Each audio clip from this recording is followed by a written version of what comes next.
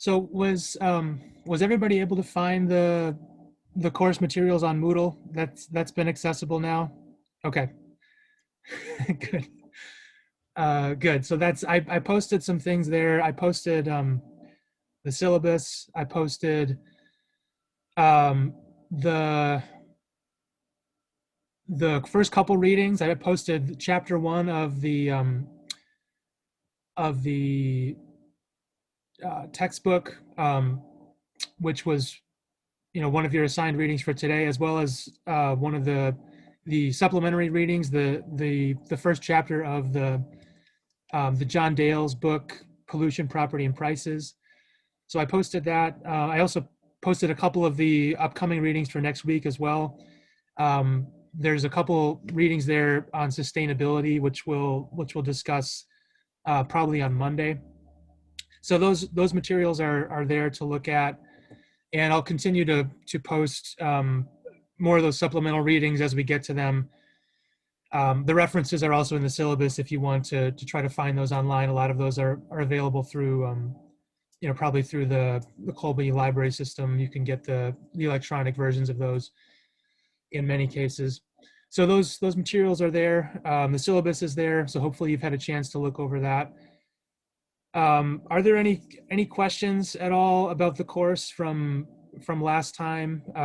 Either things that we talked about in class, or things that you've noticed on the syllabus that you have questions about? Any questions about course logistics as well? Any questions about course logistics now that you've had a chance to look at the syllabus yourself rather than having me just screen share it? All right. I don't see anything now, but once again, you're free to interrupt me and bring up any questions or issues you have as we go. Let me share my. Oh, I also posted the notes or the slides for today as well on Moodle. So if you want to go on Moodle and download those and follow along on your own screen, you're welcome to do that too. So I posted those. I believe those should be available on Moodle, but let me know if not. All right, so we introduced class last week. We talked about the overall kind of plan for the course. We're going to start with just some introductory themes in environmental economics. Then we're going to move just to a short review of microeconomics, which will come in handy especially when we talk about externalities, and we do welfare analysis, and we try to analyze the gains and losses associated with the existence of harmful effects on from one party to another when one party's activities affect another party.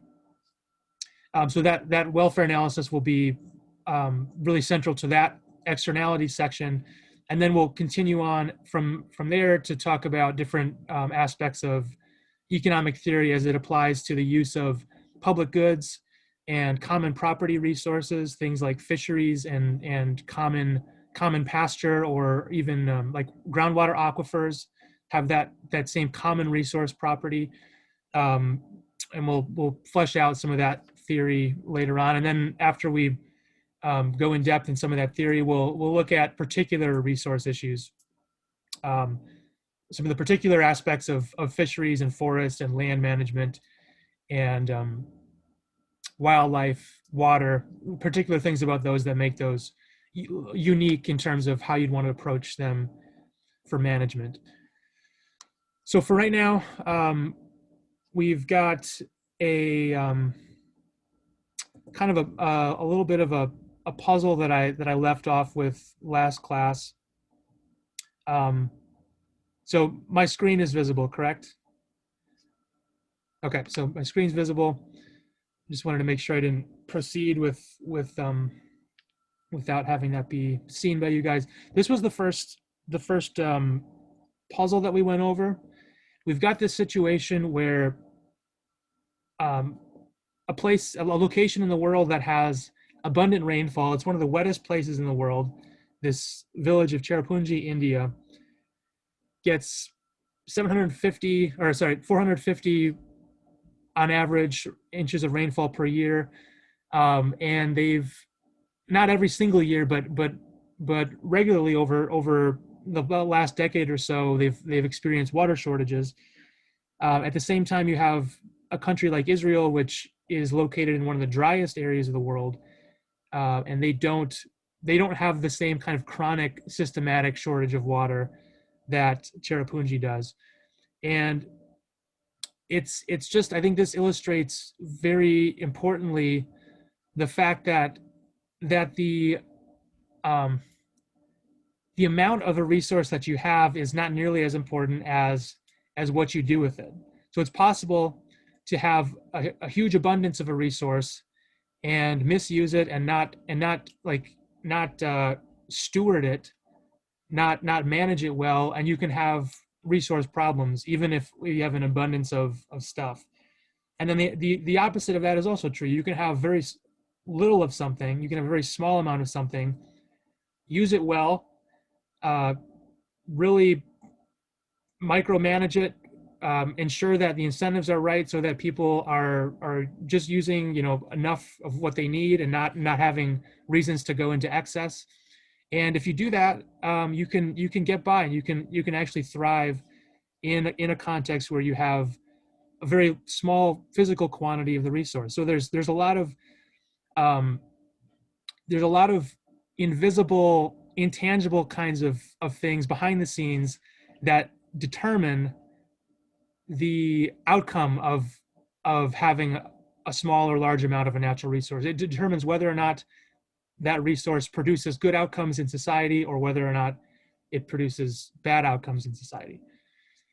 So that's kind of a very interesting sort of, just almost like a brain teaser of how could this, this place that has so much water experience shortages.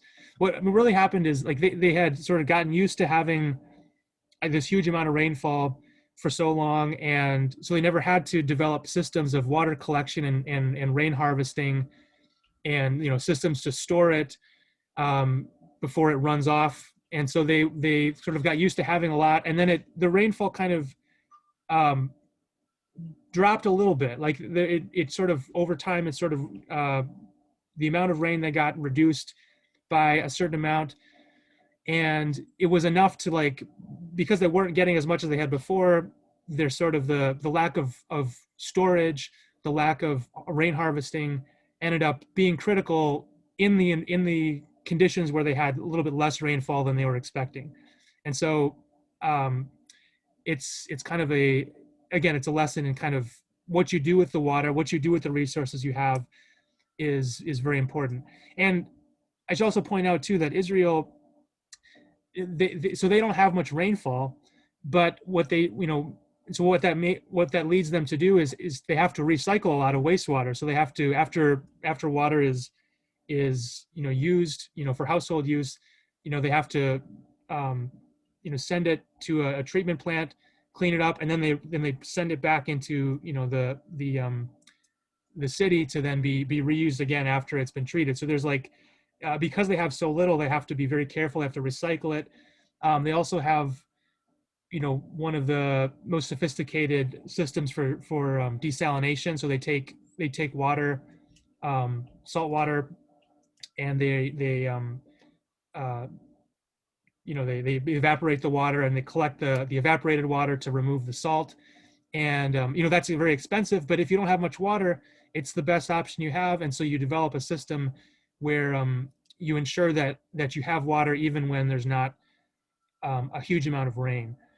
Um, Another point, one more point I want to make about this too, is that you can be very clever in the ways that you uh, differentiate between water of different quality.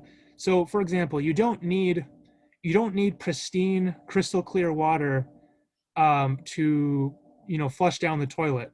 You don't need pristine, crystal clear water to apply water to your flowers in your garden, or to agriculture. You don't need it to be the same quality of water to drink as you do for maybe just applying it to some corn or something like that. Like the corn doesn't need it to be human drinkable water in order to still get benefits from the water. So you can take advantage of that fact and only clean up the water for drinking to the level that would be clean enough to drink, and then you can recycle other kinds of water and use that for purposes that don't need it to be as clean as if you were actually drinking the water. So if you're clever about it, you can differentiate between different tiers of quality and only clean it up to the level that you need, rather than cleaning everything up to be drinkable and then using it for agriculture or flushing the toilet. You can just clean the drinking water up to a high quality and then save resources on the water that doesn't need to be as clean. And so that's a one of the techniques that's kind of come out of necessity for Israel, because they don't have much water to work with in the first place. They have to just be very judicious, very clever about the ways that they deploy their resources. Okay, so that's kind of an important lesson in economics and in natural resource economics. Kind of an interesting case study. What I want to do is I want to just make a list of some of these themes. So one of the important themes we have is that there's there's scarcity, and scarcity is going to imply that we need to have some kind of rationing, right? There's got to be some system of decisions that determines how those scarce resources get used. So the differentiating the different tiers of water quality is one way that you can kind of ration your water. Because it's scarce, you can separate it out into these different tiers and only use only clean up the water that's used for drinking, only clean that to a very high quality, and then you can get by with not cleaning up the water as much for other purposes that don't require it to be as clean. So there's got to be rationing. One of the things that again, one of the things that allows Israel to be so efficient is that they have a very sophisticated system of water prices. So prices are an important mechanism to help ration goods. It's easy to think we can just kind of preach to people and say, you need to use less. We can wag our fingers at people and shame them for not using things the way we'd like them to. But if something is affecting their pocketbooks, then you don't need shame.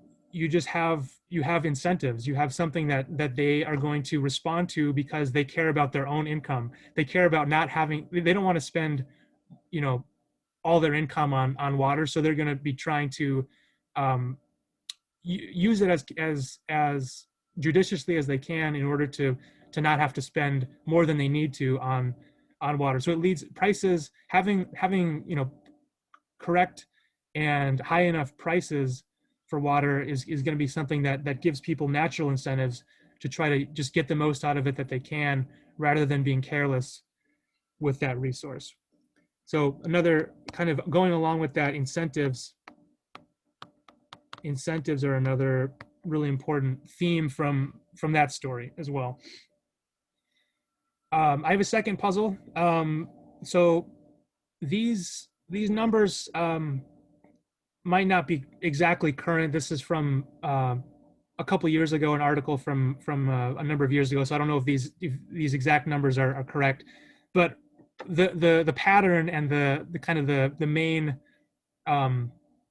direction of these numbers is basically correct. So since 1979, I'm just using two of these countries. There's other ones that also have the same trends, but you can just as an example, Zimbabwe and Botswana in Africa, their elephant populations have gone up from 30,000 to 70,000 in the case of Botswana, and then 20,000 to about 68,000. Again, it's not, I don't know if this is exactly current for today, but you have this upward trend, this upward pattern in the elephant population, the number of elephants that are sitting on land within those countries.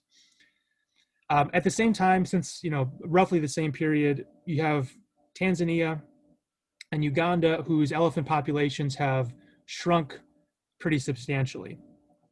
You've had a pretty large reduction in the amount of elephants in those countries. Um, and so I guess I'll just ask a question to the class. What do you suspect? What do you suspect that these countries have done differently? What's been going on differently in Zimbabwe and Botswana relative to Tanzania and Uganda? Yeah, Jack, do you have your hand up? Yeah, I think it definitely has to do with like approaches to game conservation and like increasing conservation area within the respective countries for sure. Sure. Yeah. Do you have any idea of how they increase the conservation area? Yeah, I think that comes with like hiring more game wardens and people that are going to keep poachers out of sort of those areas. Yes. Okay. So that's yeah. I definitely keeping poachers out is a big thing. There's actually a very particular uh, kind of just a very particular type of rule that's different between these countries, specifically as it relates to trophy hunting. Does anyone have any thoughts about what maybe the different policies on trophy hunting are, and how they're different between these two countries? Maybe there's not as big an incentive to trophy hunt. So maybe they controlled that. I know it's more themes than the last one. So in which country is there not as much of an incentive to trophy hunt? The one that's going down. So for Um, for yeah, okay, yeah. So like they so wouldn't like pay out as much if you brought like a elephant or an elephant tusk to some person. That's okay, paying so for it. so is yeah. I think you're on the right track. So are you saying that trophy hunting is illegal or legal in Tanzania and Uganda? Well, if it was legal, maybe they just said you're not going to get as much money for whatever you whatever you find. Okay. So So so it's not the as big of an incentive. yeah, okay. So it is yeah, so are the incentives, are you saying that that less trophy hunting would be better, or more trophy hunting would be better? Well, less trophy hunting would be better. Okay. Okay. Does anybody have any other uh Amanda, do you have your hand up? Yeah, I had a guess. I would think that in Zimbabwe and Botswana, it's probably harder to get a license, probably more expensive to actually go trophy hunting. And then my guess would be there's probably pretty harsh laws if you do get caught poaching, and that so there's an incentive not to do it because you can probably pay really big fines or go to jail for a really long time. Okay. Yeah, okay. Yeah, Jack, do you have your hand up? Yeah, I'd probably think that trophy hunting in Zimbabwe and Botswana is probably more encouraged, and then they use the fees to fund conservation. While in Tanzania and Uganda, there's probably not as much, and they resort to poaching. Yeah, okay. So that's actually correct. Yeah, so Jack, so Amanda, what you said about poaching, Amanda, you talked about how poaching is discouraged. That's actually true in Zimbabwe and Botswana, but it's not because trophy hunting is banned. It's because trophy hunting is allowed and encouraged, and in fact the local communities have strong property rights over the land and over the wildlife, and so they as a community they have a very strong incentive to ensure that the habitat remains intact, and to ensure that nobody is stealing from them, right? So they have rather than being like a common area of land where nobody owns it and anybody can just come in and take what they want. In the case of Zimbabwe and Botswana, the communities have much stronger uh, ownership over the wildlife and the land, which gives them an incentive to prevent people from coming in and stealing from them and poaching, and it gives them an incentive to conserve the wildlife, ensure that the wildlife have lots of breeding ground to make sure that there's continued reproduction of the wildlife over time. And then what they can do, because the land is so abundant, it has a lot of rhinos and elephants and kudu and springbok. Because there's a lot of wildlife there, it's attractive for people to get a license to come in and go safari hunting and go on a trophy hunt. And they go, they visit the country, they have a trophy hunting experience. They take the animal back to wherever they came from. But it doesn't deplete the resource, because you have communities with an incentive to preserve it and to ensure that next year and the year after and the year after that, there's still opportunities to make money from that. Whereas in the case of Tanzania and Uganda, where trophy hunting is banned, and there's not an ability to sort of profit from the resource, the communities don't have any stake in it. They don't have like an incentive to protect the habitat, because they can't make money off of it. And so poaching is actually more strictly enforced in Zimbabwe and Botswana, safeguards against poaching are more strictly enforced, because there's stronger like community ownership of those resources. Right. So that's kind of another. This kind of goes back to a little bit of what we looked at on this other slide here, where we have incentives being a very important theme. I'm gonna write here profit opportunities lead to good stewardship, at least in this case. So it's not maybe universally true. There's potentially some instances where that maybe breaks down in some cases where the rule of law isn't very well enforced, or there's just kind of a breakdown of order. But in general, this is kind of an important result, and something that we observe in a lot of different countries across Africa, where having communities that have a strong stake and strong ownership and have an ability to reap the benefits from their land, they tend to be the ones that take the best care of it and ensure that there are wildlife on that land, not just today, but also tomorrow and the next day and the next day, in order to make it an attractive place for tourism and for not just photo tourism, but also having people come in and be able to have a safari hunting experience. And it actually is, in Africa, you have a lot of countries that are actually growing pretty fast at the moment. There's a lot of economic growth in Africa, a lot of progress. That's going to eventually lead to more development. And so you're going to, as that growth increases, you're going to have more pressure to develop land that was previously used for wildlife habitat. And this opportunity for communities to sort of preserve the land specifically for trophy hunting is one of the things that is going to allow wild land to remain competitive economically with other potentially competing uses of land. And if there weren't opportunities to profit from the land by issuing licenses for trophy hunting, you would actually most likely see a lot of land just kind of come under development, and you'd see a lot of habitat destroyed.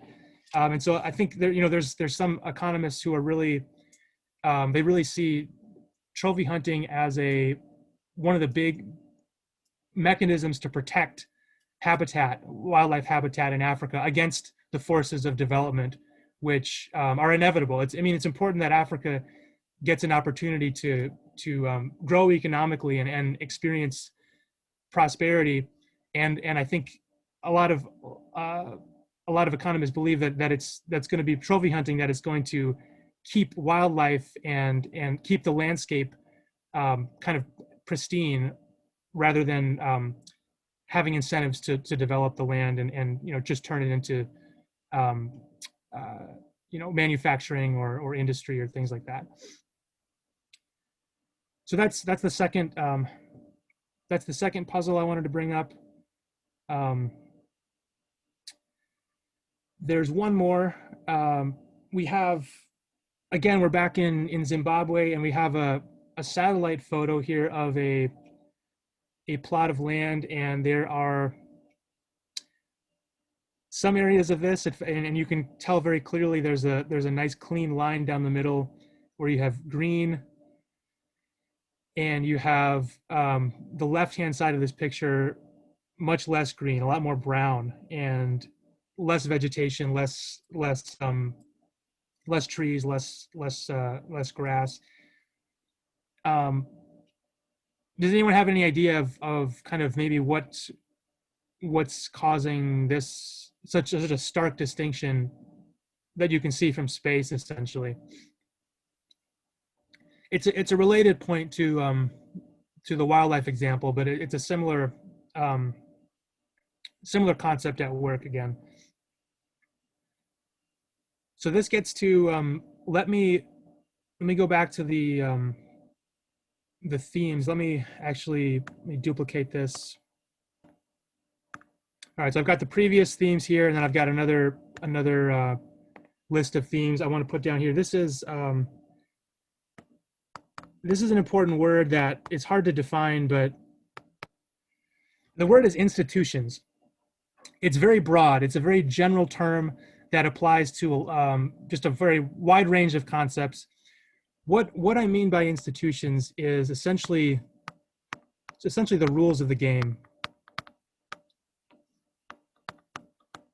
So these could be laws, but they could also just be informal expectations about how to behave, which develop over time. These could be just like norms, customs, things that restrain behavior, things that make you sort of desire to cooperate or feel pressure to cooperate with other people. So, an institution could be, like the fact that there are laws against stealing, right? So that's something that promotes cooperation and kind of, that you're going to be prosecuted if you take someone's car. That's an institution. But there's also just informal norms that we have of how we interact with each other, which have developed over time in our communities, in our societies, which are also, even if they're not legislated, they do act as a way to promote kind of cooperative types of behavior. So an institution that is important here. So we have this physical resource, this land with trees and grass sitting on top of it. That's the physical resource, but you can almost think of like superimposed on top of this physical resource are these invisible institutions, different sets of rules, norms, and expectations which associate themselves with certain parts of this land and not with others. So essentially, the land on the left, the one that's brown and degraded, is common land. It doesn't have anybody or it doesn't have any clear ownership stake. There's no particular person that owns any particular plot, and that's an institution. Like that's maybe a lack. You can think of that as like a lack of an institution, a lack of a kind of a well-defined rule. And when you don't have anything to constrain you, you have a lot to gain by taking something that's sort of publicly owned or not owned by anybody. You have a lot to gain by trying to use it yourself. And personally, if you don't use it, someone else is gonna use it. So if there's pasture that's available to graze your cattle, if you decide that you want to be a good conservationist and not send out your cattle to graze as much, you want to conserve it, what your neighbor's going to do is they're going to just go out and graze, and then you won't have anything today or tomorrow to graze. And so there's the fact that there's no ownership just leads to a very bad set of incentives and ultimately results in turning something that could be green and lush into something that's brown and dilapidated. So that's an illustration of kind of how we have these invisible things called institutions, which are sort of mapped on top of the physical resources, but they have a lot to do with why the resources end up the way they do, whether they are conserved or whether they become degraded. So that's another important theme in this class, is just institutions, the rules. Either that could be laws, it could be actual policies, it could be taxes or regulations, but it also could be just the ways that the communities have agreed with one another to cooperate. This is another example of something that's just a very fundamental concept. I'm just going to put this down here on the board, but it's just the idea of a social dilemma. The fact that you have scenarios where the incentives for the individual are not aligned with what's best for everybody as a group. This is true for fisheries. If there's an open access fishery that anybody can go in and just take fish from. Again, if you don't fish, whatever fish you don't catch, someone else can come in and bring their boat out there and catch the fish. And then even if you're conservation minded, you're going to lose because your neighbor has taken the fish that you could have caught. Same thing with like groundwater. It's like if you don't pump the water, your neighbor next door is going to pump the water, and then the water table is going to drop, and you're going to have less water to use later on. And so why not use it? Why not use it before it's gone? So this idea of a dilemma, a social dilemma, is a theme in environmental and natural resource economics that's going to come up a lot.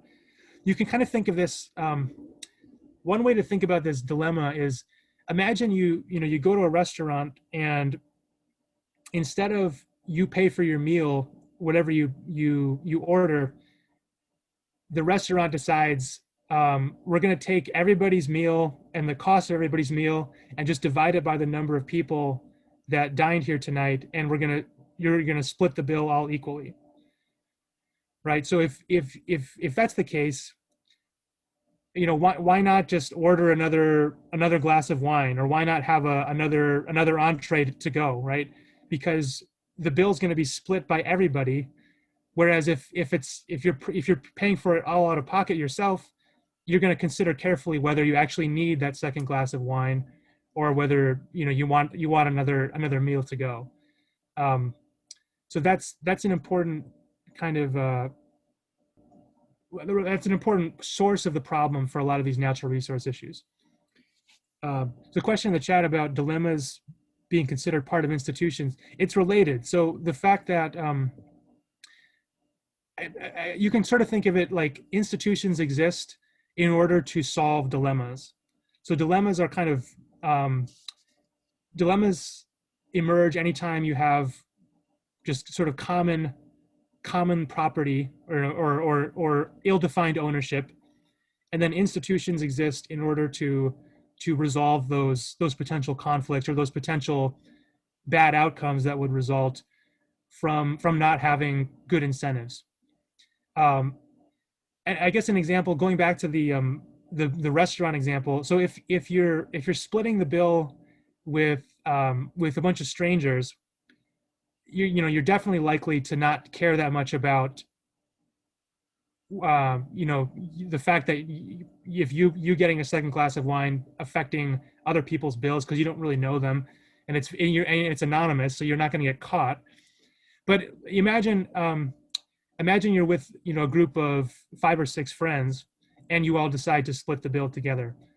That's a little bit different, even though technically you're splitting the bill.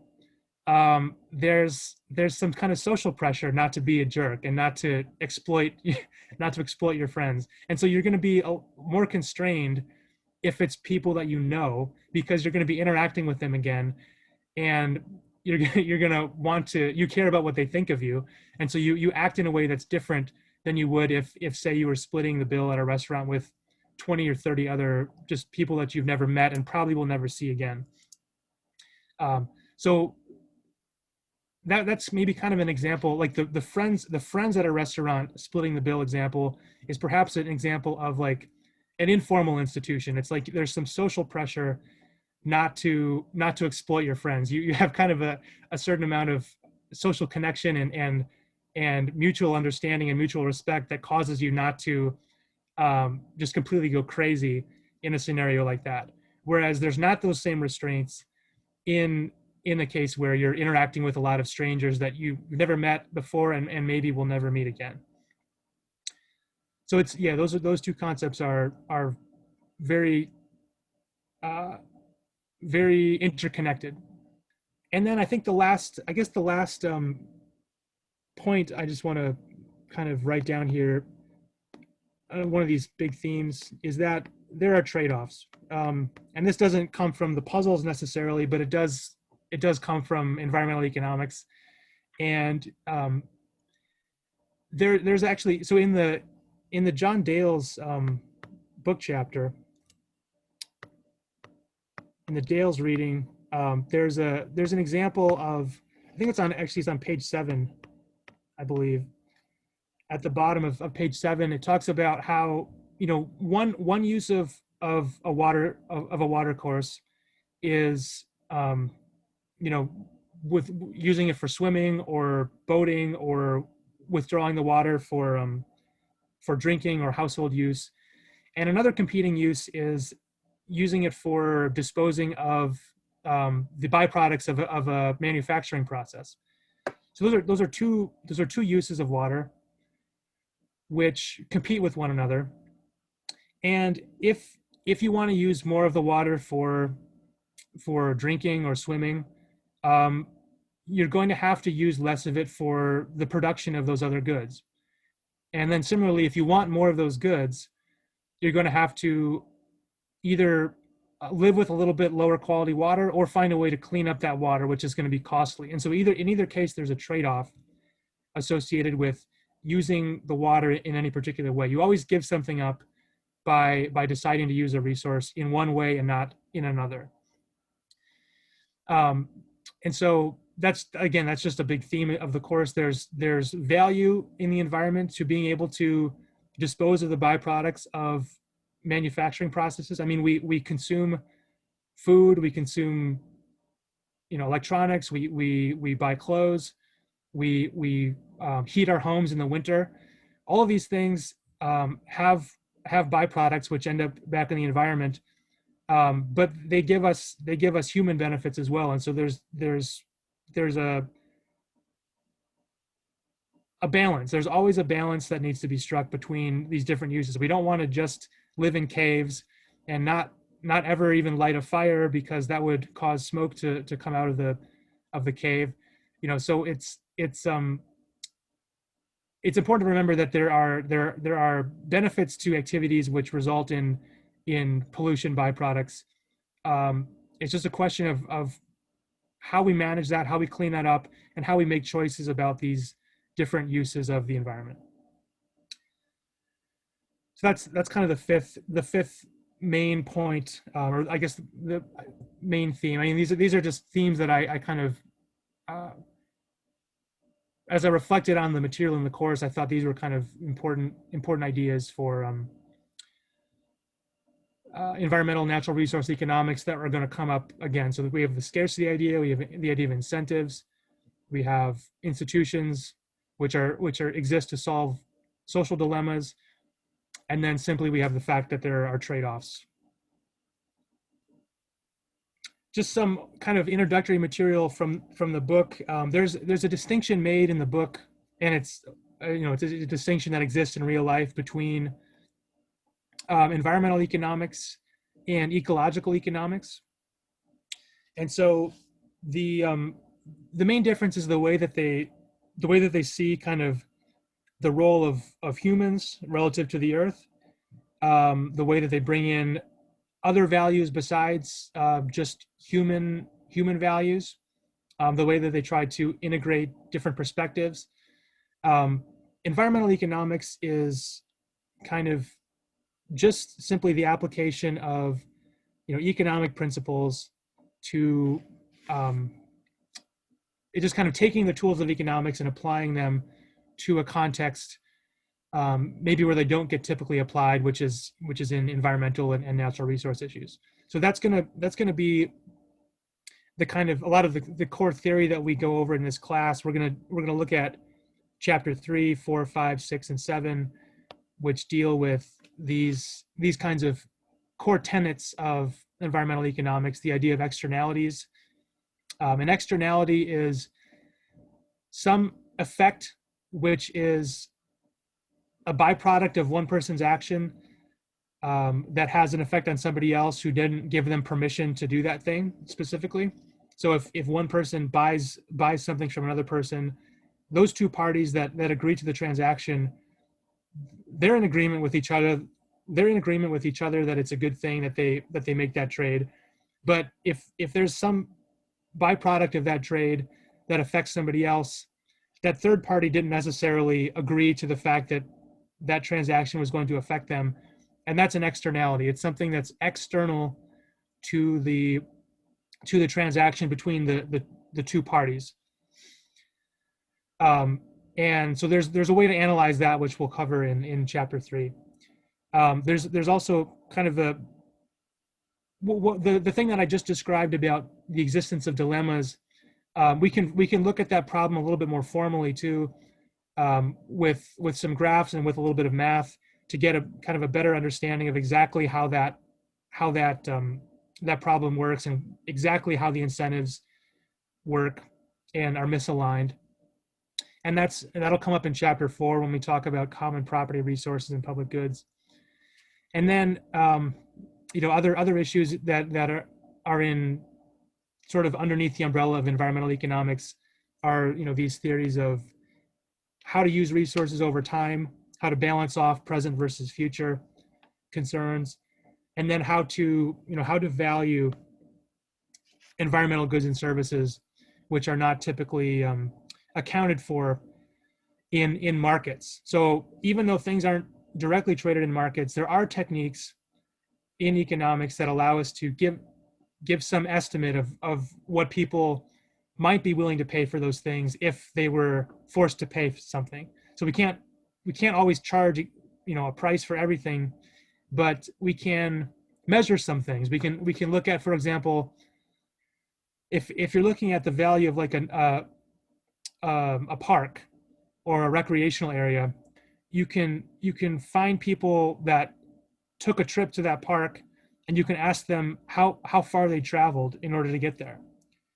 And if you know how far they traveled, then you know how much time they used roughly. So you know how much time they gave up in order to go to that park.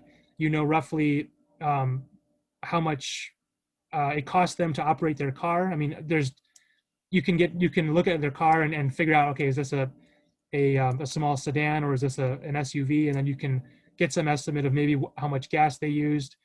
And if you know that they took a trip to that park, you know that they were willing to spend at least the time it took to get there, as well as operation and maintenance costs of their vehicle to take that trip, as well as maybe other kinds of equipment that they bought, rafts, boats, different camping gear, things like that, which they were willing to purchase in order to make a visit to that park, which indicates that park was at least as valuable as all the stuff that they had to pay for along the way to get there. And that's just a simple example of how we can sort of get around the fact that there's no direct market for these things and get some estimate of what these things are worth. And that's kind of what a big part of environmental economics is devising techniques that let you determine some of those values, even though you don't directly see people paying for the park itself. So that's kind of mainstream environmental economics. And then the other perspective, this ecological economic perspective, is more likely to see humans and their environment, to see humans and their production and consumption in the broader context of the Earth system, the life support systems of the Earth. They're more likely to see harm and depletion of natural resources, and the reduction in the Earth's ability to absorb pollution and process the pollution. They're going to see that as kind of something that has potentially very grave long run effects, and that's going to be a lot more of a direct concern for sort of the ecological economics perspective, in contrast to kind of the mainstream environmental economics perspective. So there's this idea of pluralism, which is that there's not just value in terms of economics, but there's philosophy and other kinds of ideas of ethics that come into play, political science and other kinds of ecological disciplines that ought to be considered carefully in deciding about use of natural resources and environmental assets. And then there's also this idea of inherent value, which is that there's the idea that I just described in terms of the like the willingness to pay to go visit a park. In economic terms, it's only what human beings are willing to pay for something that gives it value. But in fact, it's possible that there's inherent value in having some things be preserved, independent of whether any human being is willing to pay for it or not. And so that's this idea of inherent value is sort of absent from mainstream economics, and it's something that is brought into play for this ecological economics perspective. So it's seeing the Earth as a system, seeing man as a important part of that system and inextricably linked to it, as well as having other kinds of ethical and philosophical sorts of concerns that they bring into the equation. So that's kind of the end of class today. I'm out of time, but I wanted to introduce some of those ideas from chapter 1. We'll pick up on Monday with some of those tying up some of those ideas from chapter 1, and then we'll talk a little bit about sustainability once we wrap up chapter 1. Chapter 2 sort of touches on sustainability, and I have a couple extra supplemental readings that deal with that. So be sure to read those in advance of Monday's class, so that you'll be ready to talk about that on Monday.